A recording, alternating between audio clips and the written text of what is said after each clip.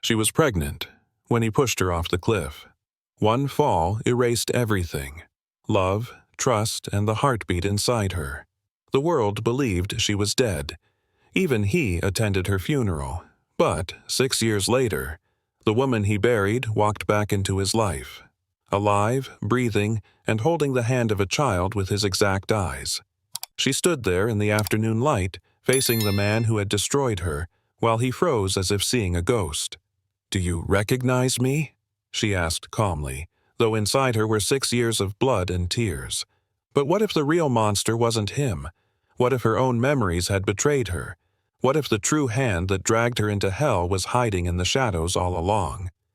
Some truths are born only through pain, and sometimes you have to die once to truly live again. If you've ever been broken, if you've ever lost everything because you trusted the wrong person, stay. This story is for you. The first sound was a steady beep, cold and mechanical. Azura opened her eyes to blinding white light. Her body screamed with pain. Ribs cracked, skin bruised. A hollow ache spread through every nerve. She tried to move, but even breathing felt like breaking glass inside her chest. A figure leaned over her. A woman in a white coat, silver streak in her dark hair. "You are alive. You survived the fall," she said softly. Azura's lips trembled. Her hand moved to her stomach. The memory of that day rushed back. The argument, the cliff, the betrayal, the fall. "My baby," she whispered, voice cracked and dry. "Is my baby?" The doctor's eyes lowered. Silence, heavy and merciless, filled the room. Then the words came, slow and final. "The trauma was too great. I'm sorry. You lost the child." Azura's heart collapsed. Tears burned her eyes. The pain of broken bones was nothing compared to the void inside her. The man she loved had destroyed everything. He had not only stolen her life, he had taken the life of her child. And in that sterile room, grief swallowed her whole, deeper than the fall itself. The woman in the white coat did not leave her side. Her name was Dr. Lenia Frost. Her gaze was sharp, steady, almost protective. "You say he pushed you?" she asked quietly. Azura nodded, tears still wet on her cheeks. "Yes, Beckett. He wanted me gone." Dr. Frost studied her in silence, then leaned closer, lowering her voice. "If he believes you are alive, he will try again. You cannot win against him, not with his power, not with his family. The road's name shields him from every consequence." Azura closed her eyes. She saw again the cliff, the fury in his eyes, the moment her world ended. Fear tightened her chest. She whispered, "There is nowhere I can hide." "There is one way," Dr. Frost replied. "What if Azura Thorne died that day? What if the world believed it? You could become someone else, a new name, a new life, invisible to him forever." Azura stared at her, heart pounding. The thought was unbearable, unthinkable. To erase everything she was, to bury her own identity. And yet, the alternative was worse. Life hunted, powerless, waiting for him to finish what he started. 3 days later, Azura Thorne was declared dead. A body from the morgue, faceless, broken beyond recognition, was named as hers. Beckett Rhodes stood before it, grief carved into his expression. He touched the coffin lid, lips trembling as he whispered her name. But the world did not know the truth. It was not her body he mourned. It was a stranger, a Jane Doe chosen to seal the lie. The funeral was swift. No long ceremony, no lingering questions. Newspapers called it a tragic accident. A woman too fragile for the storms of the Rhodes family. Azura's absence was wrapped in silence. Beckett's tears became a mask for the crowd. Cameras captured his sorrow, painting him as a man broken by loss. In the shadows, Azura watched her own death unfold. She could see the weight of his hand on the coffin. She could hear the mourners speak of love, of tragedy, of destiny cut short. But she knew the truth.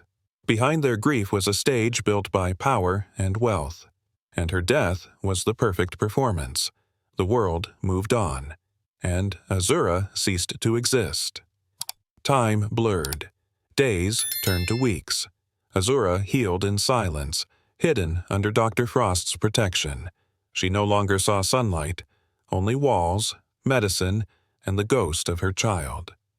One morning, Dr. Frost entered with a file in her hand, her eyes unreadable. She sat beside Azura and spoke with careful precision.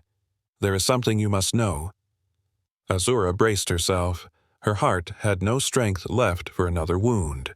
"The scans we did after your fall were wrong," Frost said. "Your body was weak, the heartbeat too faint. But new tests show the pregnancy continues. The child survived." Azura froze. For a moment she could not breathe.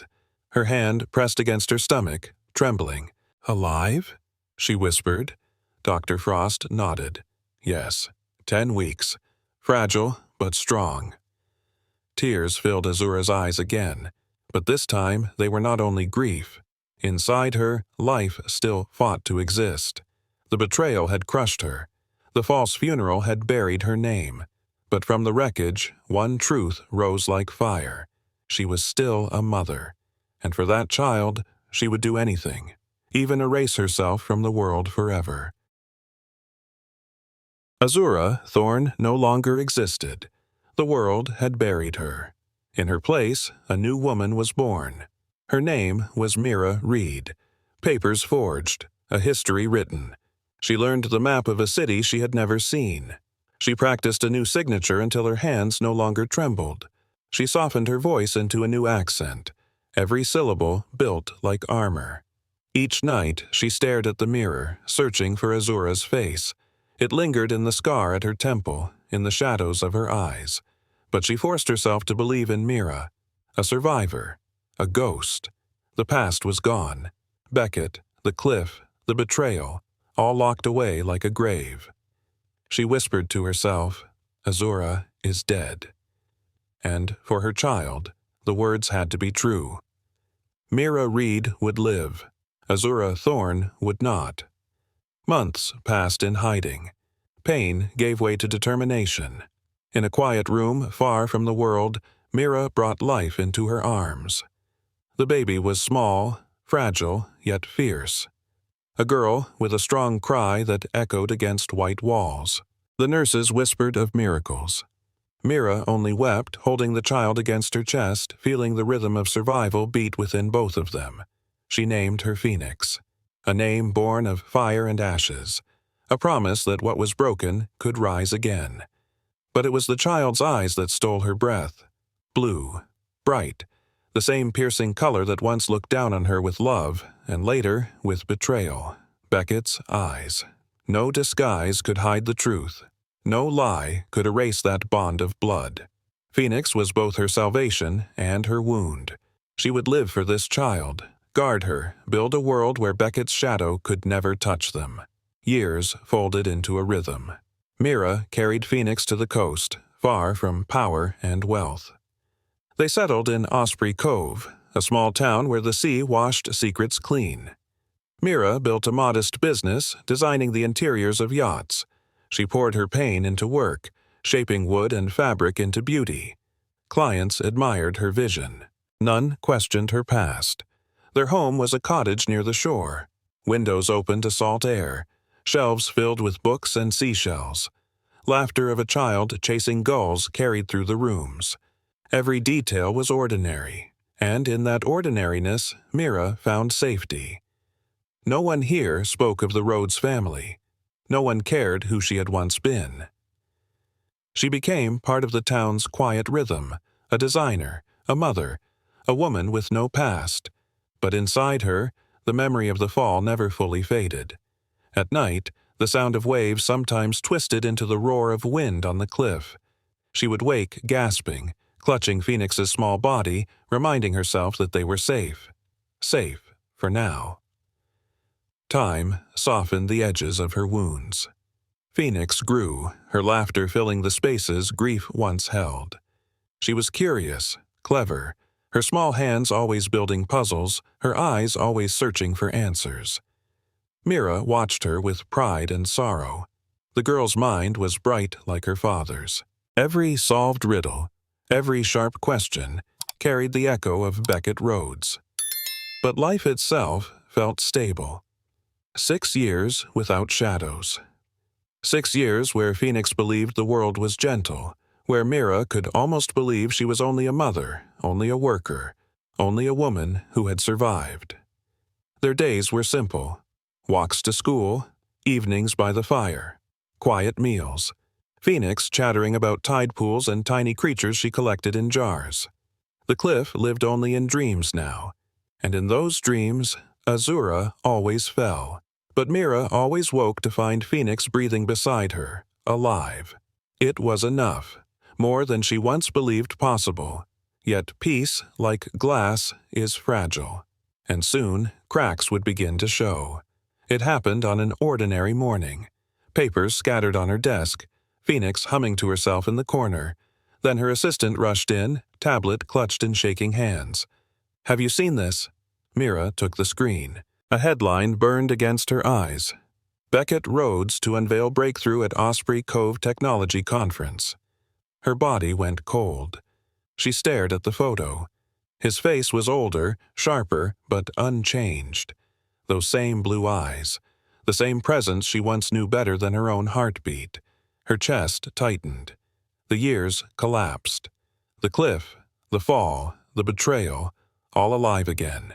He was coming here, to this town, to her sanctuary, and Mira knew in that instant. The life she had built, the safety she had clung to, was in danger. The man she had buried was walking back into her world, and she was not ready. That night, Mira could not sleep. The sea outside her window roared like the cliff 6 years ago. Every wave was a hand on her shoulders, every gust of wind the plunge into darkness. Her dreams betrayed her. She saw Beckett's face twisted with rage. She felt again the air vanish under her feet, the scream trapped in her throat, the baby in her womb slipping into silence. She woke gasping, drenched in sweat, clutching Phoenix as if the girl could vanish in the night. Her daughter stirred, eyes still heavy with sleep. "Mommy, are you okay?" Mira whispered yes, but her voice trembled. The instinct to run clawed at her. Pack bags, leave town, start again. But she knew the truth. Running never erased the past. It only buried it deeper. She touched Phoenix's cheek, warm and alive. No more hiding, she thought. She had rebuilt a life once, but she would not tear it apart again. If Beckett had come, fate had chosen the battleground. This time she would face him. The marina gleamed in late afternoon light. Mira carried blueprints under her arm, head bowed, trying to move unnoticed. The docks were crowded with guests for the conference. Voices of wealth and power filled the air. She almost escaped him, almost passed unseen. But a gust of wind tore a sheet from her hands. It fluttered across the dock and landed at the feet of the one man she had prayed never to see again, Beckett Rhodes. He bent to retrieve the paper, handed it to her. Their eyes met. Recognition struck him like lightning. The color drained from his face. He staggered a step back, breath caught in his chest. "Azura," he whispered, the name breaking on his tongue. Mira froze, every wall she had built collapsing at once. She shook her head, voice sharp and forced. "You're mistaken." But he did not move. He stared as if the dead had returned, and in his silence the world around them vanished. Before Mira could pull away, a small hand tugged at her dress. Phoenix peeked up, curious eyes wide at the stranger who stared at her mother with tears burning in his gaze. "Mommy," the child asked softly, "why is that man crying?" Her words sliced through the moment, louder than any scream. Beckett's gaze dropped to the girl, and his breath faltered again. Her eyes. Blue, clear, unmistakable. His eyes. Beckett's lips parted, but no sound came. He fell to his knees, trembling, staring at the child as though the earth itself had shifted. Mira pulled Phoenix closer, her voice sharp with fear. "We need to go." But Phoenix tilted her head, confused, innocence unbroken. The denial Mira had lived with for 6 years cracked apart. There was no way to hide what Phoenix carried in her gaze. and Beckett Rhodes knew the truth. He followed her down the dock. His voice shook, but his words were steady. "It's you. It has to be. Azura, tell me why." Mira spun to face him, fury sharper than fear. "Why? You dare ask? You pushed me off that cliff. You killed our child. You ended everything." Her voice trembled, filled with years of buried rage. The crowd blurred around them. All she saw was his face, the face of her nightmare. Beckett's expression shattered. His voice cracked. "No, I never touched you. I would never harm you. I loved you." "Loved me?" she spat. "You betrayed me. You buried me with lies. Do you think I could forget the feel of your hands shoving me into death?" Tears filled his eyes. "You're wrong. I swear on everything I didn't. I grieved you every day, every night." But Mira turned away. She had carried her truth too long. She could not surrender it now. Beckett reached for her arm, but stopped short, trembling with restraint. His voice dropped, urgent. "Listen to me. Whatever you believe, you and the child are not safe. If I found you, others can too." Mira froze. The panic in his tone was not feigned. It carried weight, the edge of real fear. She pulled Phoenix behind her. "Are you threatening me?" "No," he said, shaking his head. "It's a warning. You think the danger ended 6 years ago, but it hasn't. There are forces bigger than me, bigger than us." She wanted to dismiss him, to walk away. But the look in his eyes, haunted, desperate, echoed too closely with her own memories of fear. For a heartbeat, her certainty wavered. Had she been wrong? But Phoenix's small fingers gripped her tightly, and Mira's resolve hardened. "Stay away from us," she hissed. Yet the seed of doubt had been planted. Mira left the marina shaken. That night, she met Dr. Frost in the small clinic tucked behind the harbor. The doctor's eyes were grave, her voice low. "I need to show you something," Frost said, sliding a folder across the table. Inside were lab reports, numbers, charts, and a single page stamped with DNA results. Mira's chest tightened. "What is this?" "Evidence from the cliff," Frost answered. "Scrapings found on the rocks. They didn't match Beckett. The DNA belongs to someone else, another Rhodes." Mira stared at the paper until the words blurred. For years, she had lived certain of one truth. Beckett had pushed her. Now doubt cut through her like a blade. "If it wasn't him," her voice cracked, "then who?" Frost held her gaze. "I don't know, but I believe you've been living with a lie, one planted deep." The walls of her memory trembled. 6 years of hatred suddenly stood on unsteady ground. That night, Mira walked the shoreline, the moon glinting on restless waves. She tried to summon the memory of that day, the cliff, the scream, the eyes that looked into hers before she fell, but the face blurred. Anger, betrayal, the push. Was it Beckett? Or had her mind filled in the pieces it wanted to see? She pressed her hands to her temples. Every nerve screamed. For years she had built her survival on certainty, certainty that he had destroyed her. Without it, what was left? The thought of being wrong terrified her more than death. Had grief twisted her memory? Had her hatred been misplaced? Behind her, Phoenix's laughter echoed faintly from their home. Innocent, untouched. Mira closed her eyes, pain heavy in her chest. Truth felt like quicksand. The more she searched for it, the deeper she sank. The next morning a message arrived. A note slipped under her door, written in a hand she knew too well. "Meet me. The lighthouse. Tonight."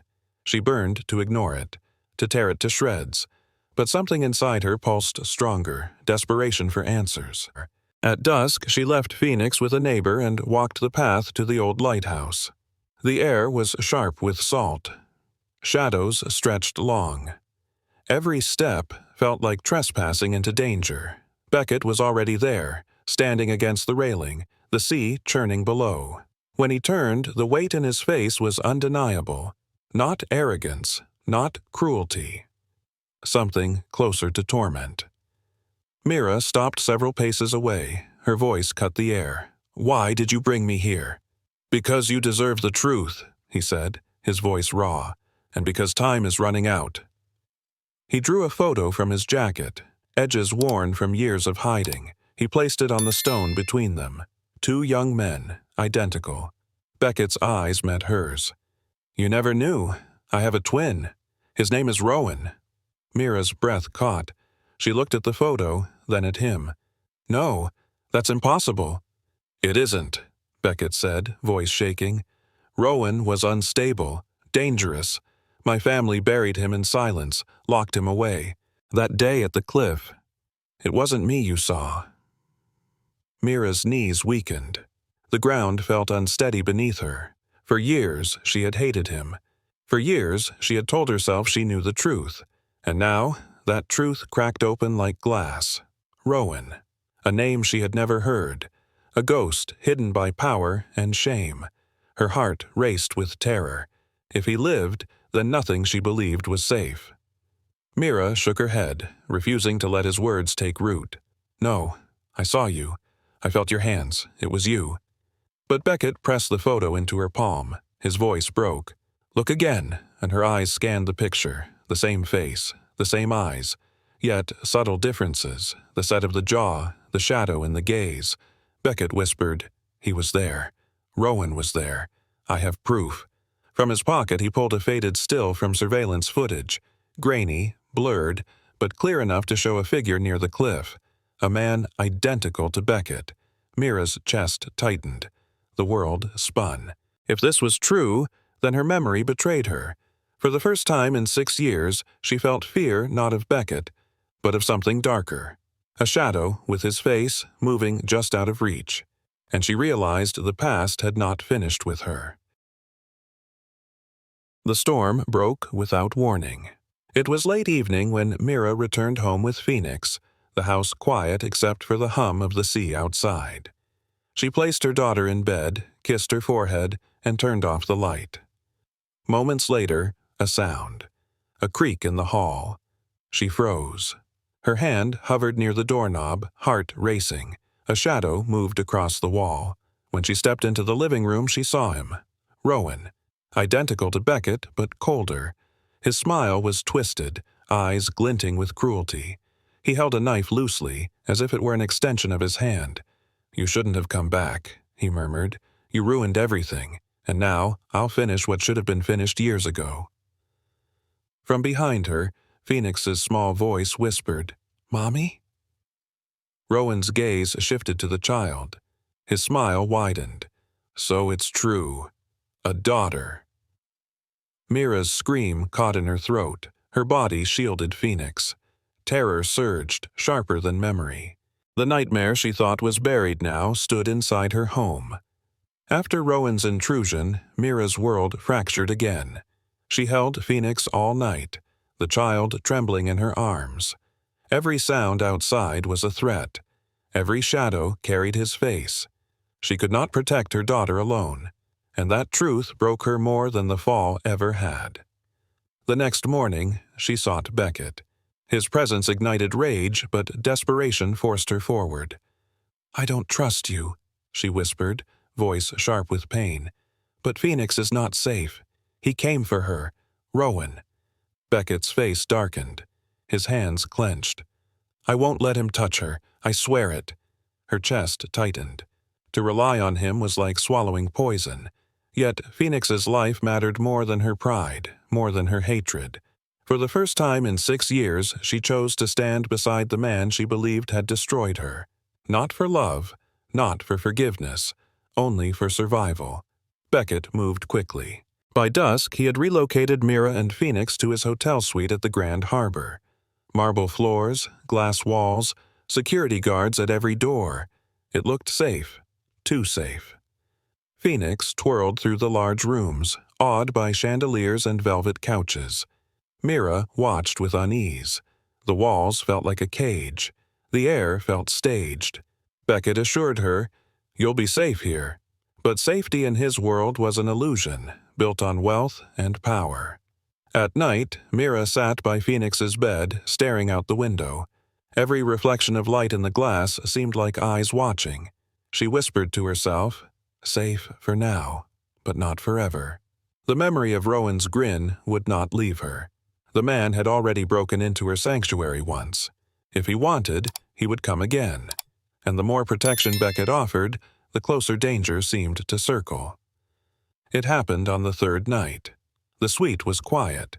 Beckett was reviewing files, Mira finally asleep in a chair, Phoenix dreaming softly.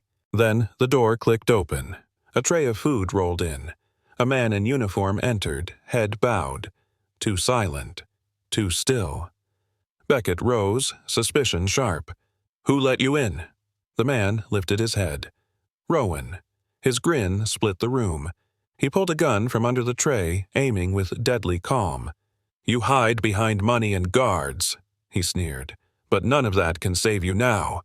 Mira jolted awake, pulling Phoenix to her side. Her scream echoed against the marble. Beckett stepped in front of them, fury igniting in his eyes. The two men, mirror images, faced each other. One driven by madness, one by desperation, and the truth of their shared blood poisoned the air between them. The standoff cracked under Rowan's rage. His voice broke into a roar, his hand shaking on the gun. "Do you know why I did it? Do you know who told me to?" Mira clutched Phoenix tighter, her breath sharp, waiting. Rowan's eyes darted wildly, then locked on Beckett. It was never just me. It was her, Mother, Vivian Rhodes. The name struck like thunder. Beckett's face paled. Mira's body stiffened. Vivian, the matriarch, untouchable, worshipped by society. Rowan laughed, bitter and broken. She wanted Azura gone. She said she would stain the Rhodes' name. She told me to do it, and I did. The room fell into silence heavy enough to crush them all. For years, Mira had blamed one man. For years, Beckett had lived with the shadow of guilt. And now, in one twisted confession, the true mastermind emerged. Not Beckett, not Rowan alone, but Vivian Rhodes. The air was thick with Rowan's confession. Silence clung to every corner of the suite, broken only by his ragged breathing. Mira's heart pounded. Beckett's jaw clenched, fury trembling under the surface. Then, a single shot shattered the moment. Rowan staggered back, shock flashing across his face as blood blossomed through his shirt. His gun slipped from his grip and clattered to the floor. Behind him, framed by the broken glass of the balcony, stood Vivian Rhodes. Perfectly composed, perfectly cold. The pistol in her hand still smoking. "Pathetic," she said, her voice calm, as if ending her son's life were a minor inconvenience. "I should have silenced him years ago." Rowan's knees buckled. He collapsed with a final look of betrayal aimed not at Mira, not at Beckett, but at his mother. Mira clutched Phoenix tighter, her body shaking. Beckett stared at Vivian, horror flooding his features. The woman who had raised him, the woman society worshipped, had just murdered her own son to protect a lie. And with that gunshot, every buried secret erupted into the open. Vivian stepped forward, her heels clicking softly against the polished floor. She aimed her weapon at Mira, then at Beckett. "You'll say nothing," she ordered. "This ends tonight." Rowan was unstable. "I did what was necessary. The world will believe me, as they always have." For a moment, silence reigned. Beckett stood frozen. Then slowly, he raised his phone. On the screen, a red light blinked. Recording. His voice was steady as he said, "They won't believe you, Mother. Not this time. Every word you spoke, every order, every admission, it's all here." For the first time, Vivian faltered. Her mask cracked. "You wouldn't dare," she hissed. "I already have," Beckett replied. "The recording has been sent to trusted hands. Even if you silence me now, the truth will outlive you." Vivian's eyes blazed with fury. She lowered the gun, realizing her empire had crumbled. Mira exhaled shakily, relief flooding her chest. Phoenix buried her face against her mother, safe for the first time in years. For once, power did not belong to Vivian Rhodes. It belonged to the truth. The aftermath unfolded quickly. Police stormed the suite. Rowan, barely alive, was dragged into custody. Vivian, still elegant even in handcuffs, was escorted out under flashing lights. The world watched as the Rhodes dynasty fractured. Newspapers printed the scandal in bold letters. The woman who once controlled politicians and CEOs now stood accused of conspiracy and attempted murder. Beckett made his choice in silence. He resigned from his empire, stepping away from the company his family worshipped. "Legacy means nothing," he told the press. "Not compared to life, not compared to love." Mira stood by, Phoenix holding her hand. For 6 years she had lived in shadows. Now the sun broke over the horizon. For the first time she breathed without fear. The dawn outside mirrored her heart. Golden, fragile, but real. What had been stolen was not her life. It was her chance to live it fully, and that chance had returned. Weeks later, peace settled over Osprey Cove. The chaos of trial dates and news cameras faded into the distance. Azura, no longer Mira, no longer a ghost, walked the shoreline with Phoenix skipping beside her. The ocean roared, but it no longer sounded like a threat. Beckett joined them, not as the CEO the world once feared, but as a man stripped of titles and wealth, wearing only sincerity. Phoenix tugged at both their hands, pulling them together. "We're a family now," she said with a child's certainty. Azura looked into Beckett's eyes, still uncertain but softer than before. Years of anger and betrayal had carved scars into her heart, but those same scars now glowed with the possibility of healing. Not all wounds closed cleanly. Not all love survived destruction. But here, on the sand, with her daughter's laughter ringing in the wind, Azura chose to let the past breathe. Love did not return in fireworks or grand gestures. It returned like the tide, quiet but unstoppable. Azura had lost everything. Her name, her child, her future. She had been betrayed, silenced, erased. Yet through pain, she discovered something no one could steal, her right to live, her right to love. She looked at Phoenix, bright eyes reflecting a sky free of storm. She looked at Beckett, no longer the enemy in her nightmares but the man who had fought beside her. Sometimes love can kill. Sometimes it becomes a weapon that destroys. But love, true love, the kind born of sacrifice and survival, can also save. Azura's story is not only about betrayal, it is about resilience. It is about a woman who refused to be erased.